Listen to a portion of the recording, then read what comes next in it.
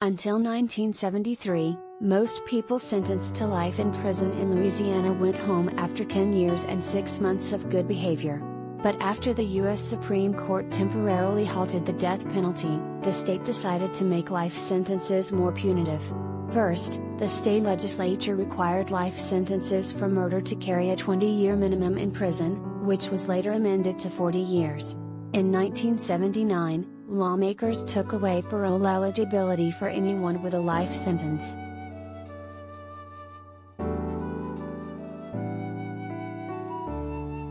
As a result, many people who went to prison before 1973, expecting to come home after 10.5 years, wound up trapped, facing true life sentences after the state changed the rules.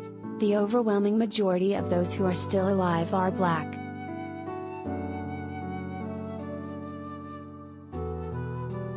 Since last year, several so-called 10/6 lifers have been released from prison, largely the result of Orleans Parish District Attorney Jason Williams asking the courts to resentence them to time served.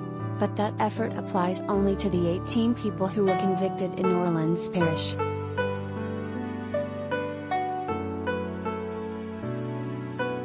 Now there is a bipartisan push in the Louisiana state legislature to provide relief to 10/6 lifers in other parts of the state.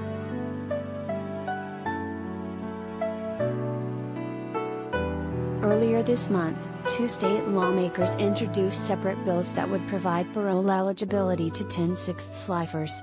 One, introduced by State Senator Regina Barrow, D., would provide immediate parole eligibility to anyone facing a life sentence for a crime committed before July 2, 1973.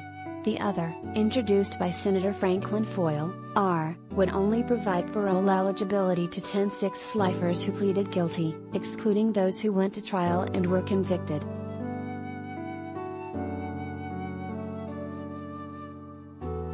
Foyle's bill would provide a pathway to release for fewer than 20 of the roughly 45 and 10/6 lifers who are still incarcerated outside of Orleans Parish, estimated Andrew Hunley, the executive director of the Louisiana Parole Project, which has provided re-entry support to recently released 10/6 lifers.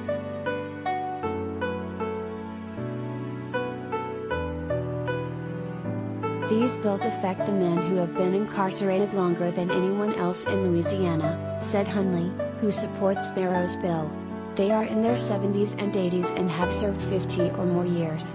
We have to ask ourselves, what's the value to public safety for their continued incarceration?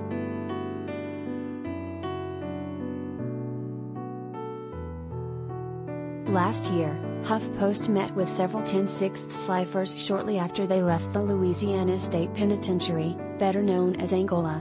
Most of them had spent more than 50 years in prison despite being told they would likely be released after 10 years and 6 months.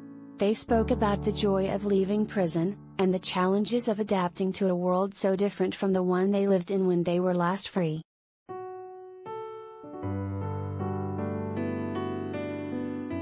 Some also spoke of the ways they still didn't feel entirely free. Those who were convicted of or pleaded guilty to sex offenses were forced to register as sex offenders, even though the registry didn't exist at the time of their crime. They described their shame at having to register and their fear of accidentally violating the rules and returning to Angola.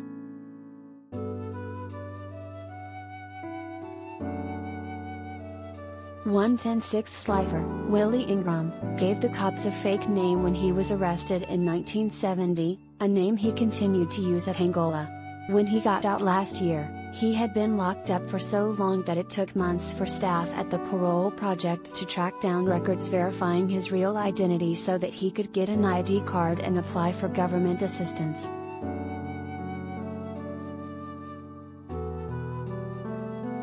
Another 10/6 lifer, Louis Mitchell, pleaded guilty to crimes he says he did not commit because he was afraid of being sentenced to death by an all-white jury. Mitchell, who is black, was accused of raping 2 white women, including one who was his girlfriend at the time. A medical examination of his girlfriend did not reveal any evidence of recent trauma, and the other woman did not identify Mitchell as her attacker even when the police specifically asked her if he was the perpetrator.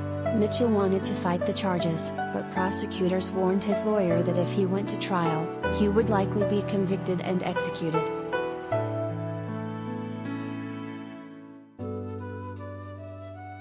Foyle, whose bill would provide parole eligibility only to 10-6 lifers who had pleaded guilty, did not respond to a request for an interview, but it's likely that his bill was written with people like Mitchell in mind. But if Foyle is trying to limit relief only to people who are innocent of the crimes they went to prison for, his approach is flawed. It's possible that some people pleaded guilty because they did commit the crimes they were accused of, and it's highly likely that some people who went to trial were convicted despite being innocent. Mitchell's own story shows how commonly understood it was in Louisiana at the time that black defendants didn't have a chance of a fair trial.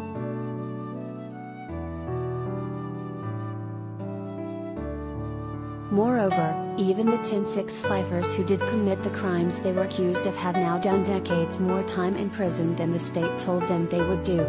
These are clear broken promises, Williams, the Orleans Parish District Attorney, said in an interview last year.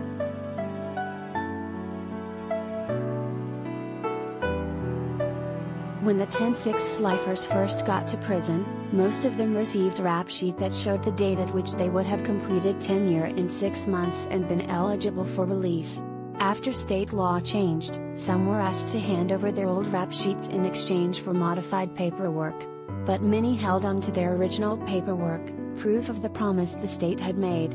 Mitchell is friends with a 10-6 lifer who is outside of Williams' jurisdiction and is still at Angola.